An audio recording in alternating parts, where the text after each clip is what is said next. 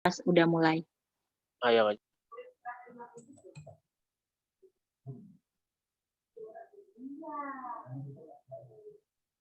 Bismillahirrahmanirrahim. Assalamualaikum warahmatullahi wabarakatuh. Waalaikumsalam warahmatullahi wabarakatuh.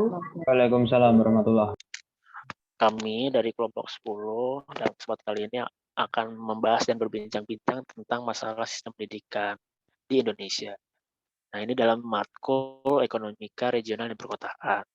Nah, dalam kelompok 10 ini ada 4 anggota. Yang pertama ada saya, David, dengan NIM 19313217. Selanjutnya, yang kedua ada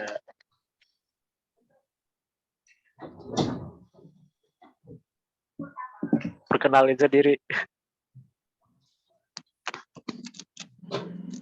Saya Rahma Salsabila dengan NIM 19313328. Saya Muhammad Noval Ataki dengan NIM 19313272.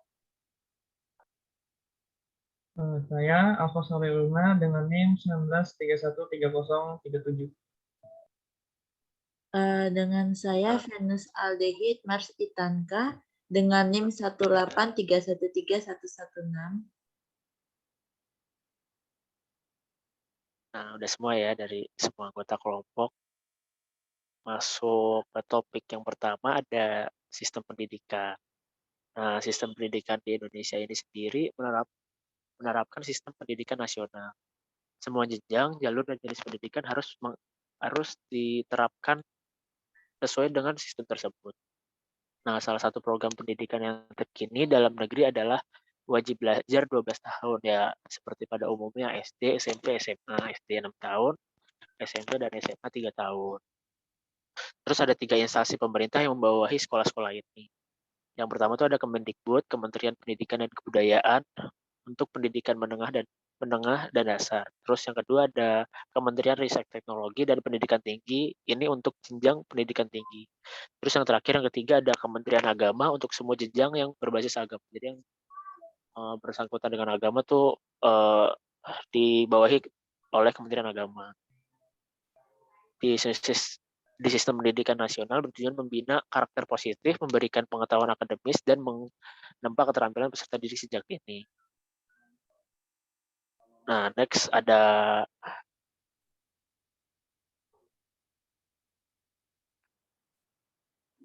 ke slide selanjutnya. Nah, ini ada foto-fotonya. Nah, masuk topik yang selanjutnya, kan tadi udah dijelasin sedikit tujuan. Apa tuh terus menurut teman-teman semua yang ada di sini, apa sih tujuan pendidikan itu yang teman-teman pahami? Boleh ada yang berpendapat? Mungkin saya pertama ya. Jadi kalau bicara masalah pendidikannya pastikan untuk mencerdaskan penerus-penerus bangsa seperti itu. Itu tujuan utamanya seperti itu. Tapi untuk pengembangannya pasti banyak ya. Tapi menurut saya sendiri tujuan dari pendidikan adalah bagaimana bisa mencerdaskan generasi-generasi penerus bangsa. Seperti itu. Yang lain ada dapat lain? Mungkin kalau dari aku ya tujuan pendidikan itu mungkin menambahkan dari Mas Noval ya, selain untuk mencerdaskan bangsa, mungkin juga untuk mengembangkan potensi yang ada di dalam diri seseorang itu biar berkembang gitu.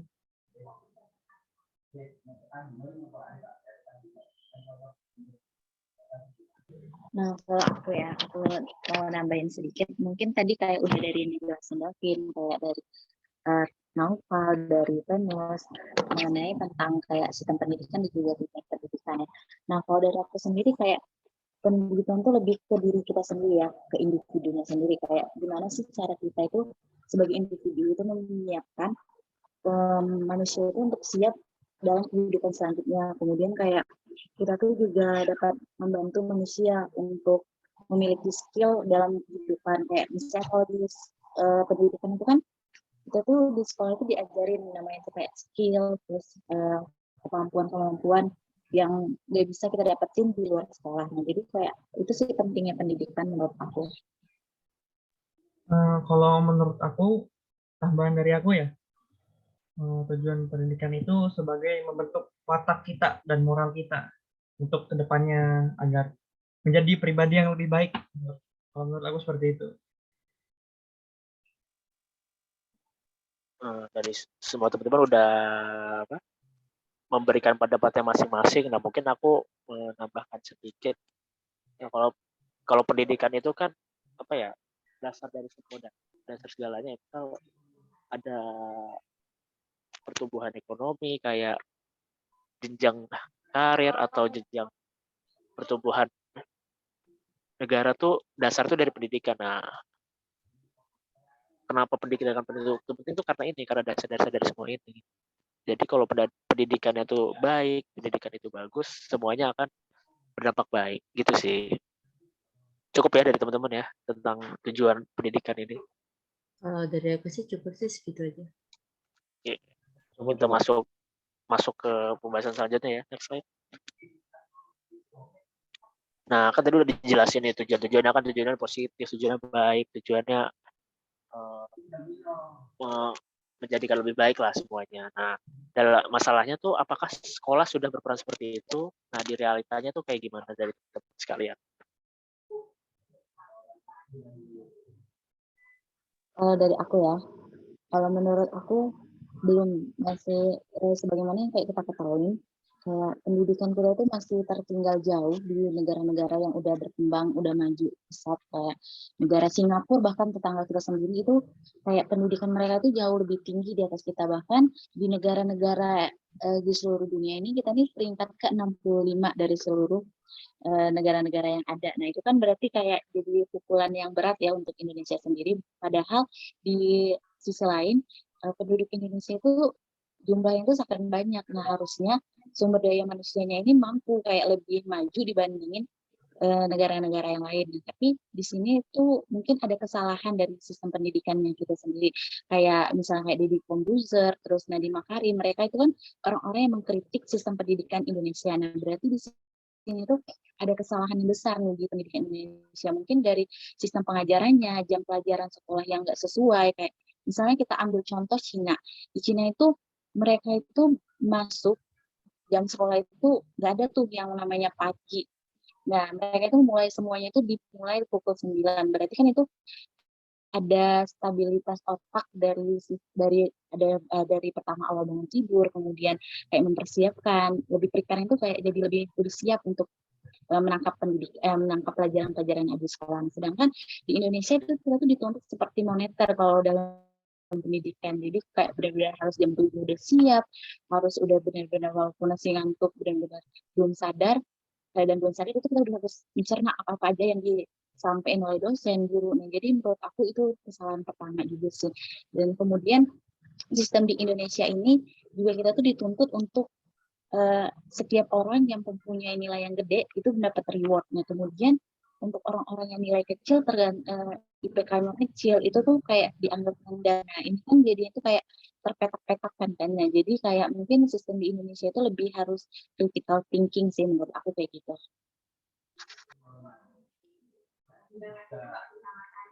Ya, aku boleh masuk ya. Oke. Menurut aku ini kan masalahnya apakah sekolah sudah berperan seperti itu, dan aku rasa peran dari sekolah sudah seperti yang kita harapkan, yaitu yang mana menginginkan sebagai pemberi ilmu, adab, tutur cara dan sebagainya. Aku rasa untuk memintarkan regenerasi kita itu sudah. Akan tetapi di sini yang menjadi permasalahannya itu kan bagaimana sistemnya, sama yang dibilang Mbak Rahma tadi, yang mana aku rasa Indonesia ini masih dengan sistem yang lama seperti itu, dan lebih condongnya itu hanya mempedulikan siswa-siswa atau mahasiswa yang mana dia itu mempunyai prestasi di bidang akademik seperti itu. Dan aku rasa untuk di sini kan kita berbicara masalah apakah sebenarnya sekolah itu sudah ya mengakomodir lah, kayak memintarkan siswa, memintarkan regenerasi bangsa. Aku rasa sudah, akan tapi sistemnya di sini yang mungkin perlu ada beberapa koreksi atau pembenahan seperti itu. Dan aku rasa ini udah pembicaraan dari lama ya terkait dengan pembenaran sistem dan sebagainya. Tapi kan realitas sekarang ya tidak ada perbedaan sama sekali. Kalau misal kita mau merubah sistem pendidikan, ya saya rasa dari kita mahasiswa ini juga kurang bisa berperan aktif di sini kan. Tapi ini sebagai evaluasi kita semuanya saja, bahwasanya kita perlu memperdulikan siswa atau mahasiswa yang mana tidak hanya di bidang akademik, karena kedepannya ini kan kita tidak hanya berbicara masalah akademik, tapi ada hal-hal yang lain yang mungkin bisa mendukung dari progres atau dari masa depan dari siswa itu. Seperti itu menurut saya.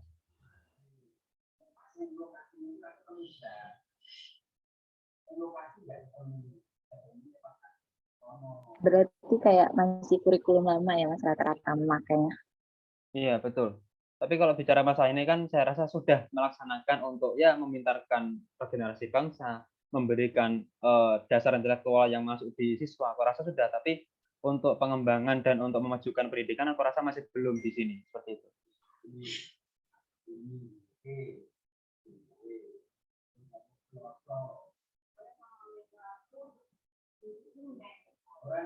Mungkin yang lain bisa memberikan pendapatnya ya.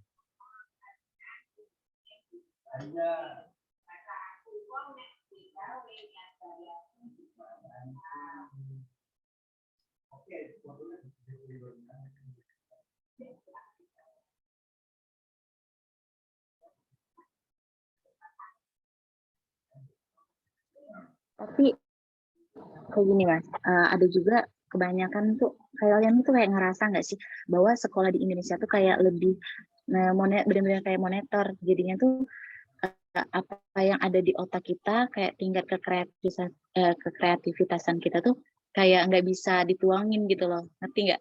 Misalnya kayak di sekolah-sekolah internasional kan sampai internasional tuh kan kayak semua siswa tuh bebas ngelakuin apa yang mereka suka, memilih fashion mereka. Nah sedangkan kalau kita di Indonesia tuh benar-benar kayak di treat gitu loh, ngerti nggak? Paham nggak? Kalau menurut Mas gimana? Ya, mungkin yang lain boleh masuk ya. Ya, boleh. Nah, izin masuk. Kalau dari yang Mbak Rahma tadi kan bisa diambil apa? Bukan pengalaman apa ya? Contohnya dari pas kita SMA, terutama yang SMA negeri itu, walaupun negeri ya, yang aku alami itu sebenarnya nggak, kan negeri biasa favorit, biasanya sekolah teman. Nah, padahal di dalamnya tuh kita ditinggal sama gurunya, dikasih tugas doang, nggak apa ya, nggak sebagus sekolah. Sistemnya tuh tidak sebagus sekolah yang diajarkan. Terus di dalam sekolah itu benar kata Mbak Rahma tadi, kreativitas kita tuh nggak jadi dipacu untuk maksimal gitu. Kita belajar berapa pelajaran tuh? 10 ada kali. Dan itu harus dituntut bisa semua, nilainya bagus semua. Nah, itu kan nggak semua orang kan itu bisa potensi gitu. Jadi nggak maksimal dalam mengeluarkan potensi orang yang ada di sekolah ini. Nah, kesimpulannya ya saya setuju sama Mbak, masih kurang Mbak dalam realisasi. Jadi tujuan tadi kita sudah itu. Mungkin yang lain ada masukan lagi? Aku mau coba menanggapi dari Rahma ya tadi ya. Iya, yang sempat bilang kalau apa namanya kan di sekolah itu kan kurang bisa anak-anaknya itu kurang bisa mengeksplor apa yang kita suka gitu ya. Iya. Ya, aku sendiri kan SMP kan di negeri, sedangkan SMA itu kayak di sekolah internasional gitu kan. Dan ketika aku dari SMP negeri dan ke SMA internasional itu terlihat berasa banget gap yang ada gitu. Ketika aku di negeri, aku merasa bahwa guru-guru itu memiliki kayak tembok tersendiri. Jadi kadang kita kalau mau brainstorming ataupun kayak cerita ataupun minta tambahan belajar itu sulit.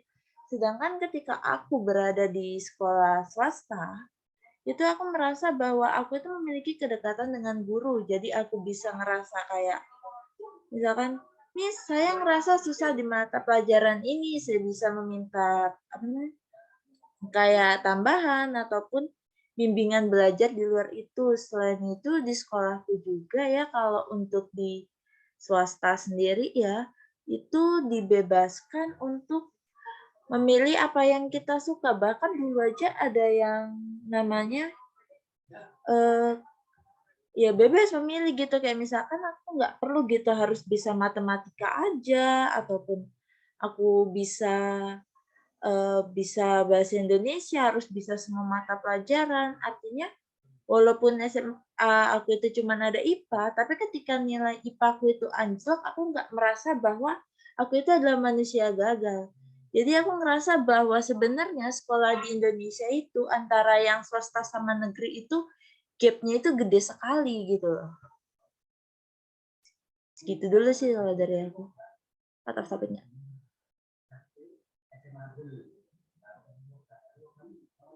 Out of topic nggak?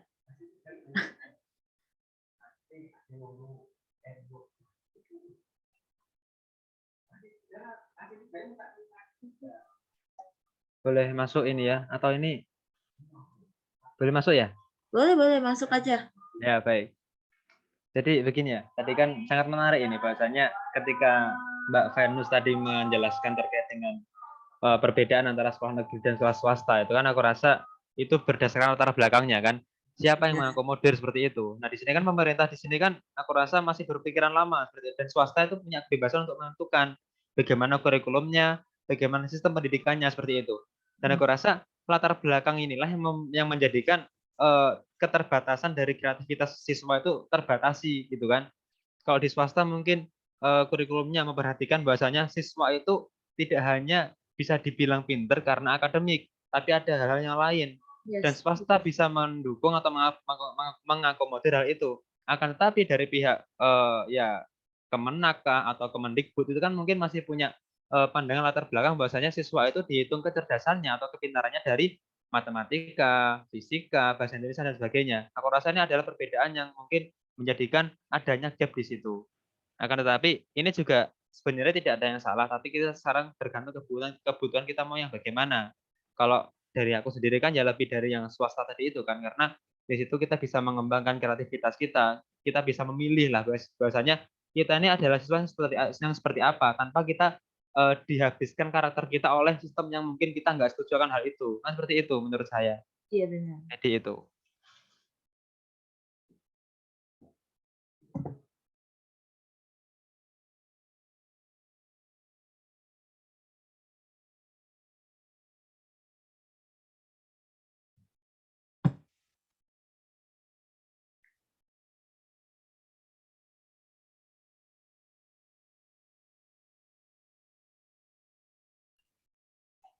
Ya mungkin ini kan Mas Davin ya lagi ada kendala azan, mungkin langsung aja dari teman-teman yang lain bisa memberikan tanggapan terkait tadi pendapat dari Mbak Venus atau Mbak Rahma seperti itu. Aku rasa ini kita mengalir saja kan untuk diskusi hari ini yang mana kita tidak ada poin yang mana kita ingin tuju, tapi kita bicara masalah bagaimana pendapat kita masing-masing terkait dengan masalah pendidikan di Indonesia saat ini seperti itu. Silakan, ini ruang bebas buat teman-teman semua ini.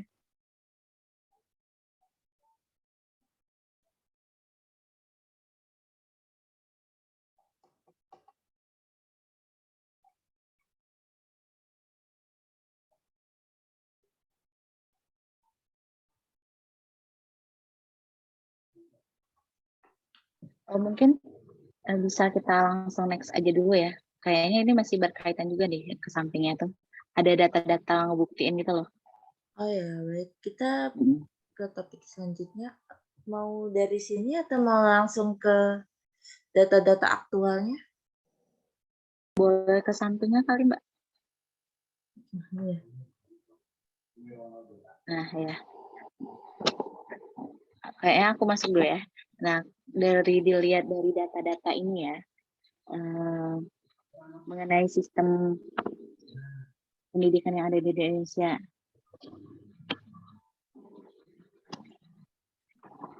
Mohon maaf, Mbak, ini ketutup. Oh iya, sorry. Sebentar. Gini aja. Nah, kayak dari data ini kan juga sebenarnya ini ngejawab nih permasalahan yang tadi dijelasin kayak adanya gap-gap dari pendidikan yang negeri dan internasional, yang bertaraf internasional dari Mbak Venus tadi kan. Ini juga tuh mungkin karena ada problematika di dalamnya kayak misalnya kondisi sosial psikologi siswa, terus kualifikasi guru. Nah, kualifikasi guru ini kan menjadi hal yang utama ya, kayak menentukan siswa-siswa yang diajar ini akan menjadi siswa yang berprestasi akan memiliki kreativitas atau keefektifan kritis, pemikirannya kritis, atau dia menjadi mahasiswa ataupun pelajar-pelajar yang cenderung kayak lebih monoton dan nggak semangat gitu dalam belajar. Masalah di sini itu dari gurunya juga kan. Nah, di mana berarti pemerintah ini harusnya itu menyamaratakan guru-guru yang ada di sekolah-sekolah perkotaan ataupun di pedesaan, karena ini nih umumnya tuh terjadi tuh gapnya ini sering terjadi tuh di pedesaan sih yang aku lihat, karena kayak di desa-desa aku sendiri tuh anak-anak umur 6 anak-anak sekolah kelas 6 SD bahkan itu tuh belum banyak yang bisa ngebaca. Nah, berarti kan ini kita nggak sepenuhnya menyalahkan guru ya, berarti kan tetapi di sini tuh ada tingkat-tingkat kayak dari gurunya sendiri, keefektivitasan gurunya. Berarti ini kan perlu adanya guru-guru yang kayak di standar yang ada di kota itu boleh tuh misalnya di apa namanya tuh dipindahkan juga ke pedesaan kayak gitu. Jadi kayak standar pendidikannya itu juga tetap sama rata. Jadi nggak ada gap yang sangat gede gitu loh. Mungkin itu sih dari aku. Kalau menurut kalian gimana? Izin nambahin yang tadi mau ikut nimbrung ya. Bulan tadi itu ada. Kan ini masih nyambung ya yang tentang apa swasta sama negeri tadi, menarik sih. Masih dan Nah, soalnya aku juga pengalaman kan aku SMP juga swasta, SMA negeri. Nah, berarti itu nunjukin kalau pendidikan itu mahal dong ya. Mau dapat kualitas pendidikan bagus, kita harus ngebayar sekolah swasta yang harganya belasan juta bahkan apa 20-an juta. Nah, di negeri kan murah banget, jadi berbanding kebalik gitu. Artinya kan dengan apa yang lebih baik tuh kita membayarnya murah dan semua orang bisa menyanggupi dapat kualitas pendidikan yang baik. Nah, sedangkan kita saat ini masih belum sampai situ. Nah, ngomong swasta negeri lagi dari gurunya. Nah, kalau dari guru yang di negeri biasanya tuh mereka PNS. PNS tuh udah dapat gaji tetap, gaji tunjangan, gaji pokoknya udah terjamin lah itu. Nah, kebalikan yang di swasta itu malah guru-guru honorer, guru-guru yang gajinya tuh ya pasti gitu loh. Nah, ini harus di apa ya?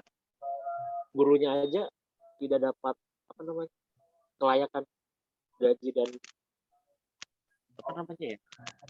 Kan mereka ngajar dapat upah, nah dia nggak setimpal gitu apa yang mereka keluarkan. Nah, dari gurunya aja gitu gimana mau ngajar ke kitanya? Nah, itu dulu sih harus dibenahi menurutku. Gitu aja sih apa masalah swasta sama negeri ini tambahan.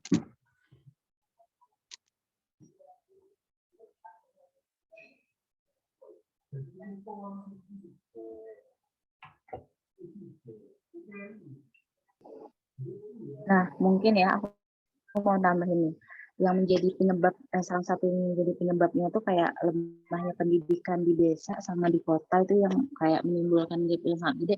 Ini juga nih karena COVID nih, COVID 2019 kemarin tuh ternyata cukup membuat pendidikan di Indonesia tuh menjadi turun juga, kayak bisa ditambahin Mbak. Untuk yang di data sebelahnya ini kan dana alokasi khusus untuk pendidikan dapat terlihat nih ya bahwa kayak di adanya COVID-19 ini menjadi kayak jadi alasan pemerintah gitu loh buat memangkas nilai anggaran transfer antara kota ke daerah. Selama 2016 ini harusnya itu dari 2016 sampai 2019 itu tuh nilai anggarannya itu kan dana itu selalu meningkat terlihat. Di mana dana alokasinya itu ketika di 2020 itu tuh jadi turun. Hal ini tuh alasannya pemerintah sih karena adanya COVID ya, tapi kita juga nggak memungkiri karena COVID ini benar-benar kayak dari ekonomi pun jadi sangat lemah. Nah, tapi dalam aturan pemerintah juga dari nomor 72 tahun 2020 itu tuh nilai outflow transfer daerah ke dana desa itu tuh di tahun 2020 itu kan sebesar 763,9 triliun. Nah, angka ini tuh jauh kayak lebih rendah dibandingkan dari 2016 ke 2019, yaitu turunnya itu sekitar 6%, di mana kayak 813 triliun. Nah, berarti kan ini ada banyak pemotongan anggaran dana ya. Nah, apakah ini juga kayak menjadi salah satu pemicu? Jadinya itu dana-dana honor yang diberikan kepada guru-guru di desa tuh jadi lebih sedikit sehingga guru-guru yang berkompeten yang bersertifikasi itu jadi kayak males gitu loh ngajar di desa karena dananya itu lagi balik ke dananya lagi karena honornya itu kecil kayak gitu. Iya nggak?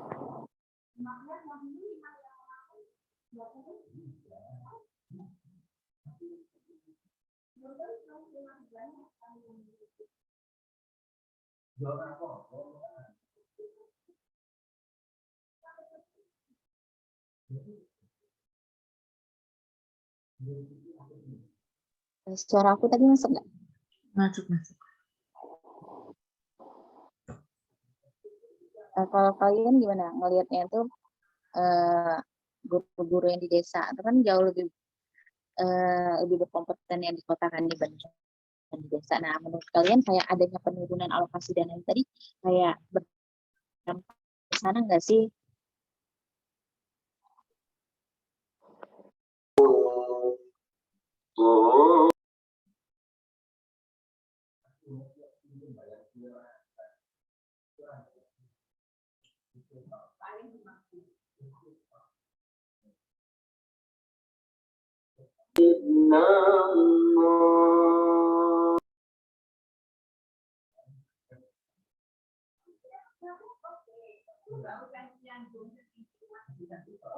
Semua ngomong kata Pak Agus yang bisanya uangnya empuk baik kata. Kalau uangnya empuk dia nggak terlibat. Banyak yang ngomong aku katanya itu orangnya ibu orang yang ditarik tapi ya kata. Kalau gitu mas, kamu mau tahu nggak sampai membayar kita sampai membayar yang karena apa? Yang termin kedua itu itu munculnya sudah harusnya mau termin ketiga. Termin ketiga rumah dan itu kalau mau lagi bahkan kekurangan. Mungkin dari Mas ada yang mau ngasih pendapat atau dari Mas Alfa?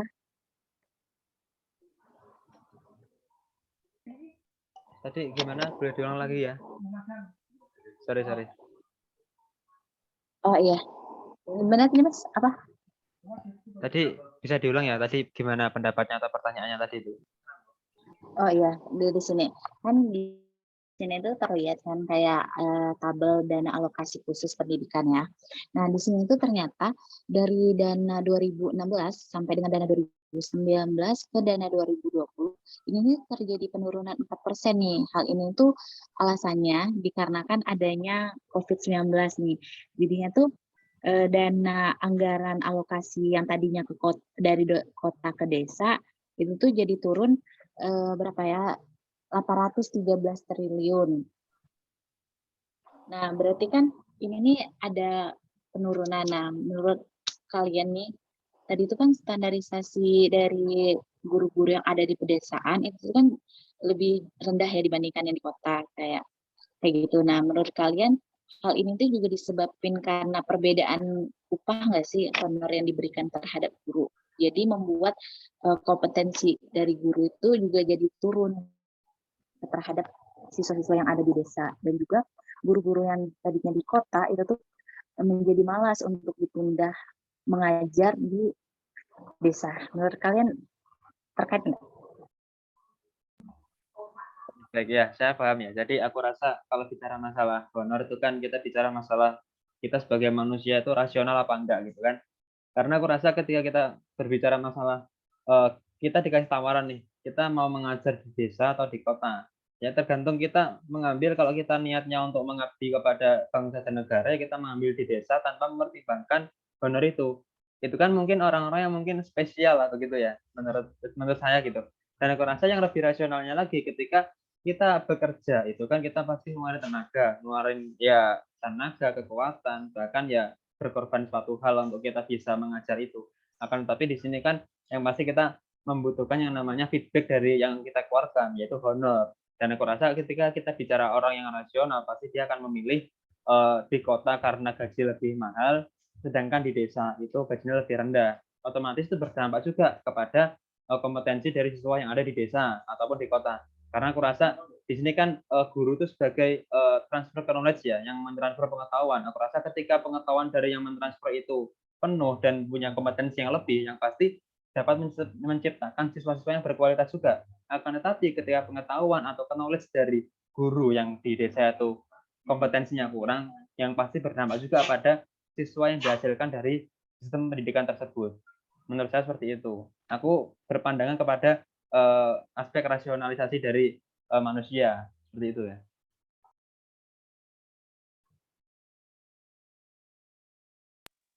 Mungkin kalau tambahan menurut aku itu kurangnya peminat siswa yang masuk sekolah ya. Kalau di perdesaan itu kan biasanya orang tuanya mau maaf ini kurang mampu bekerja, dia kan sebagai petani. Jadi siswa-siswanya ini memilih untuk membantu orang tuanya sebagai petani karena kurangnya juga penghasilan orang tuanya, jadi kan nggak bisa tuh untuk membiayai sekolahnya, jadi dia lebih membantu pekerjaan orang tuanya walaupun mengesampingkan ilmu dia lah.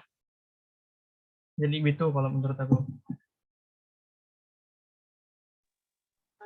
Oh ya, masuk ya Mas. Padahal kan kayak yang kita tahu kan pendidikan ini negeri ya, mungkin lebih ke pakaian, sandang, pangan, dan juga buku-buku yang harus diwajibkan untuk membeli ya. Nah, mungkin di sini peran BOS itu sangat diperlukan untuk siswa-siswa yang ada di pedesaan. Mungkin kayak gitu pandangannya, Mas.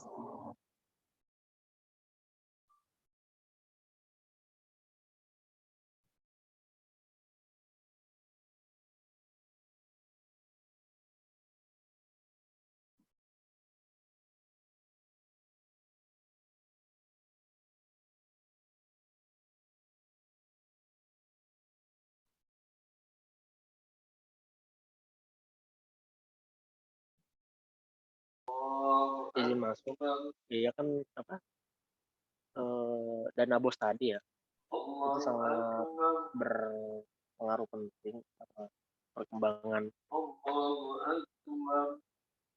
pendidikan di desa maupun kota. Harusnya bisa di subsidi silang, maksudnya subsidi silang yaitu yang di desanya ditingkatkan lagi dalam dana BOS-nya untuk meningkatkan yang tadi yang dijelasin sama Mas Alfa tadi tentang yang mungkin keluarganya atau background keluarganya yang kurang mampu, jadi tidak bisa bersekolah atau kalau tugasnya itu kan harusnya pendidikan bisa dijangkau oleh semua pihak ya, tidak memandang kaya atau miskin. Kalau aku sih gitu sih. Nah terus masuk yang apa tadi? Yang Mas Naufal tadi yang membahas tentang apa tadi Mas? Guru ini ya? Ya, rasional seseorang ya. Rasional seseorang. Nah, ya. Balik lagi ya, itu tetap kan itu si guru-guru itu kan memang butuh hidup juga kan, butuh dana untuk hidup. Nah itu honor tadi penting. Nah untuk cari orang yang istilahnya apa ya, ikhlas gitu dalam mengajar, ikhlas dalam memberikan ilmu, nggak mandang honor, itu kemungkinannya kecil sekali. Jadi untuk saat ini data yang kayak gini tuh rasional gitu loh, kan sesuai dengan apa yang dibutuhkan guru-guru ya, kalau mau ngajar harus ada honor yang setimpal gitu. Nah untuk mencari guru-guru yang ikhlas digajinya tidak besar itu masih kecil kemungkinannya untuk sampai situ. Jadi kita masih butuh waktu lagi untuk nyampe di apa namanya fase tersebut gitu. Kalau aku sih gitu.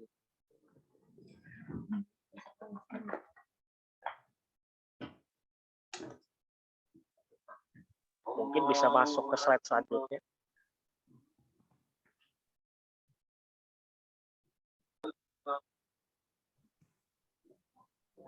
Nah ini kan yang permasalahan tadi yang pertama ada senjangan pendidikan tiap daerah. Nah tadi kan kita bahas. Terus ada jam sekolah yang terlalu lama dari pagi sampai sore. Nah tadi yang dibahas juga ramai gitu. Karena program yang rata-rata yang sekolah internasional kan sekolah cuma benar 3 jam, apa 5 jam doang, habis itu udah pulang. Sedangkan kita tuh dari pagi sampai asar, dari pagi sampai jam 3. Nah selanjutnya ada poin mahal yang pendidikan.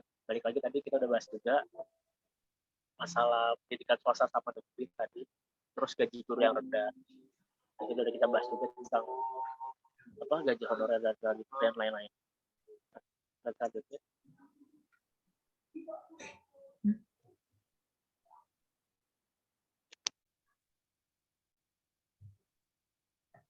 Next. Nah.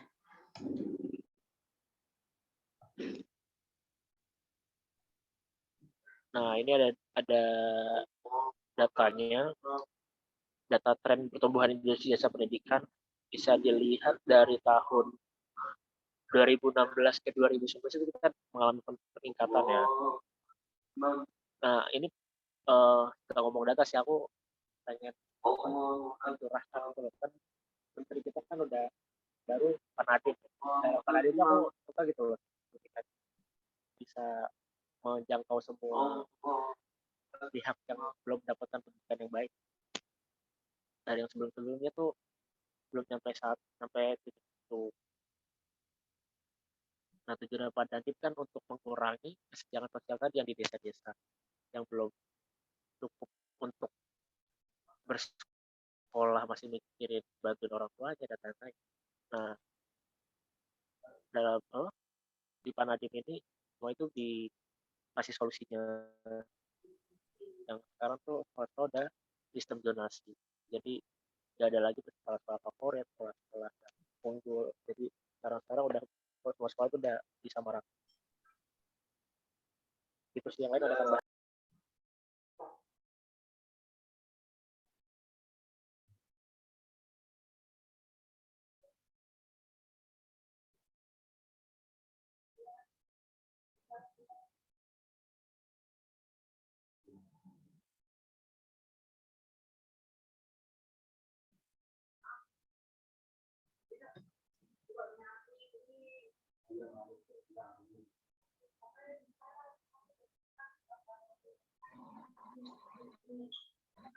Oh ya, berarti kayak dari data ini kita ngelihat kan dari kayak yang dikatain Mas Davin tadi, berarti dari tahun 2016 sampai 2019 ini sebenarnya sistem pendidikan kita ini mengalami peningkatan ya, yang cukup tinggi, bahkan dari 3% ke 6%, hampir mendekati 7%.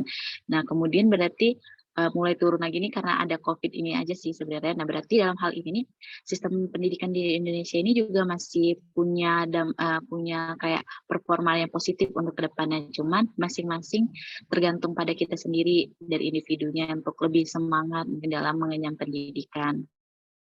Gitu. Yang lain ada tambahan?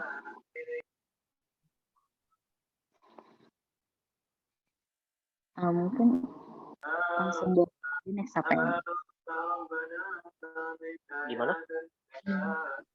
Ini kayaknya Mbak Venus mau ngomong deh, tapi kayaknya suaranya nggak masuk ya. Yes. Ada. Sudah. Masuk. Iya, nah, aku belum mau ngomong.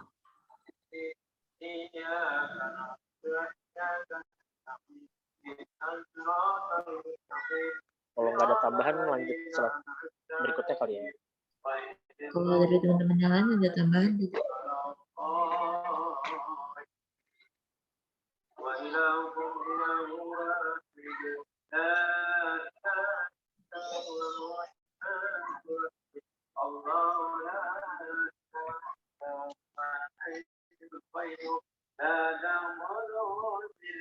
Mbak Venus mungkin kayaknya boleh di next deh ke selanjutnya. Nah, kita masuk, kan tadi udah banyak bahas masalah-masalahnya, terus solusi apa sih yang bisa kita lakuin untuk membenarkan semua masalah tadi. Mungkin dari teman-teman bisa ngasih solusinya, pendapat masing-masing.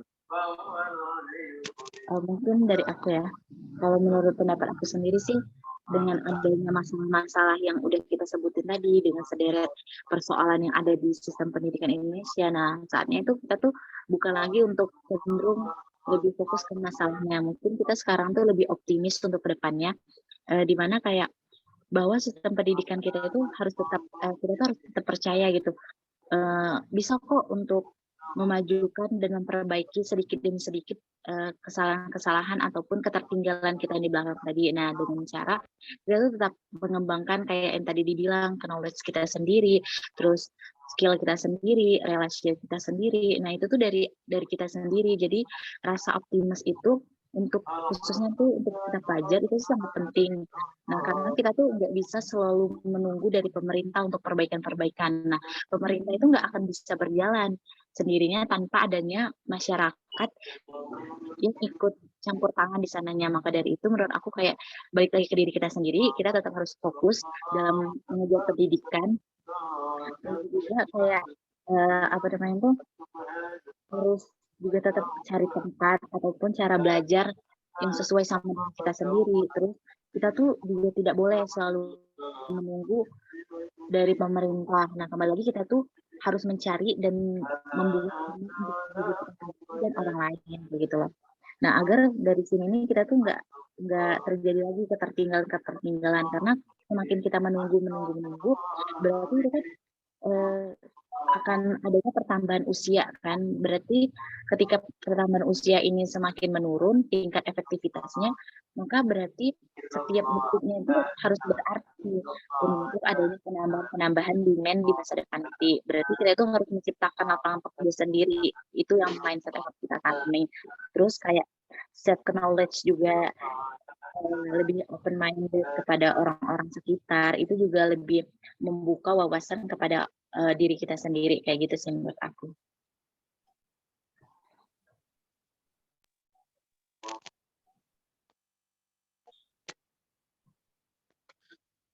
Izin masuk ya, tapi setuju sih yang sama Mbak Rama yang bisa, maksudnya jangan berharap lebih sama pemerintah, jangan menunggu pemerintah gerak dari kita. Nah, cuman aku mau nambahin yang poin penting. Aku selalu tekenin ini sih kayak guru. Jadi kan tadi kan Mbak Rahma udah ngomongin diri kita sendiri atau mahasiswanya atau pelajarnya. Nah, ini aku pengen bahas gurunya. Balik lagi ke guru, aku selalu dengerin ke guru ini. Karena mereka tuh mulia apa? Pekerjaan yang mulia, pekerjaan yang baik, pekerjaan yang apa ya? Berguna lah sama semua orang. Nah, tapi selalu dipandang sebelah mata sama semua orang. Buktinya kalau cita jadi guru tuh malah dianggap sepele karena ya itu honornya kecil, gajinya nggak sebesar pekerjaan lain. Padahal kan pekerjaannya mulia sekali, sama bisa ngebangun negeri ini, sama bisa meningkatkan semua hal yang ada di negeri ini gitu. Dari pendidikan. Nah, pendidikan dari mana? Dari guru. Nah, jadi dari solusi saya tuh guru sendiri disejahterakan dulu. Mungkin bisa membantu pendidikan yang lebih baik, jadi guru yang sejahtera. Mungkin itu sih dari yang lain gimana? Ada tambahan?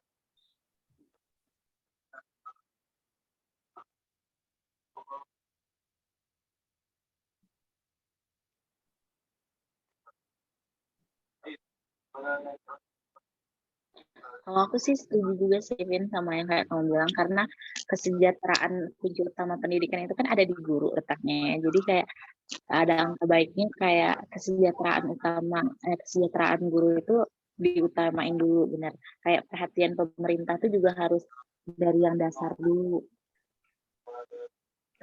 Ya nggak harus pemerintah juga, bisa di swasta kan. Itu kan swasta dari SPP mahasiswa. Nah, itu kalau bisa dari SPP itu yang dikeluarkan paling besar tuh gaji guru gitu, jangan fasilitasnya, tapi ke gaji gurunya dulu. Nggak pemerintah aja yang aku solusi. Benar-benar.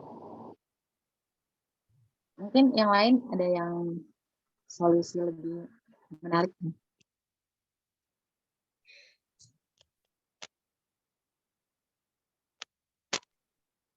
Boleh masuk ya terkait dengan solusi ya. Ya, aku rasa kita ini kan ya sebagai mahasiswa yang mana sadar akan kekurangan dari pendidikan saat ini gitu. Aku rasa untuk saat ini kita ngerubah sistem tuh ya belum bisa, akan tapi kita bisanya apa? Kita mengharapkan kedepannya dari generasi-generasi kita ini sadar akan hal ini dan ingin membenahi seperti itu. Aku rasa solusi yang kita lakukan saat ini ya bagaimana kita bisa memaksimalkan potensi-potensi guru-guru yang mana itu ya gimana ya bahasanya. Gini deh. Jadi kalau solusi dari aku sendiri ya, aku rasa untuk sekarang aku lebih menekankan dari kita sendiri masing-masing ini untuk bisa memahami bagaimana keadaan pendidikan saat ini, terus kira-kira nanti ketika kita sudah diplotkan di posisi yang mungkin bisa memegang di ya pemerintahan atau apa, kita bisa mengaplikasikan hal ini. Karena aku rasa untuk kita belajar bicara masalah sistem dan sebagainya, kita nggak punya hak apa-apa, kita nggak punya wewenang apa-apa. Tapi di sini kita sadar hal ini, pun kalau misalnya nanti kita pengen punya sesuatu yang mungkin sesuai dengan yang kita harapkan, yang mungkin itu menolong suatu kesalahan, ya aku rasa kita bisa melaksanakan hal itu. Tapi ini kan terkait dengan pendidikan ya, yang mana sistem ya. Sistem ya, tadi yang tak bilang kita nggak bisa mengubah apa-apa kan, tapi kita bisa ketika nanti kita udah di posisi seperti itu, kita udah sadar nih kesalahan sekarang, kita pengennya tuh sekolah tuh bisa memunculkan output yang mana tidak hanya dipandang secara akademis saja, tapi dipandang secara ya skill-skill yang lainnya seperti itu. Karena kedepannya kan kita nggak hanya bicara masalah akademis saja untuk masa depan kita masing-masing. Menurut saya seperti itu. Mungkin untuk solusi ya tadi aku rasa bukan solusi ya, tapi kedepannya mau bagaimana gitu. Karena ini bicara masalah kebijakan pendidikan seperti itu.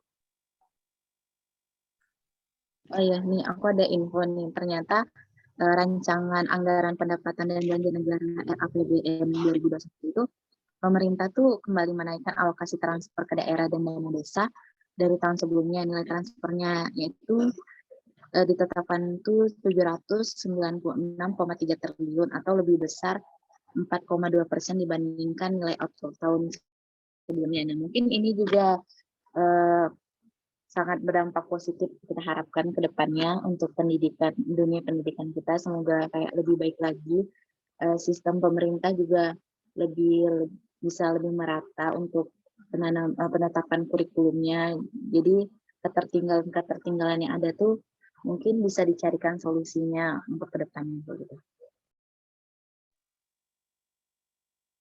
Amin, semoga jadi lebih baik. Yang lain udah tanggapan lain? Kalau dari aku sih belum ada, soalnya kayaknya udah dijelaskan semua ya. Udah tuntas banget ya. Iya udah sangat tuntas sekali ya udah teman-teman sekalian. Soalnya Benar-benar. udah jelas banget, jelasin sama Mas Naufal tadi.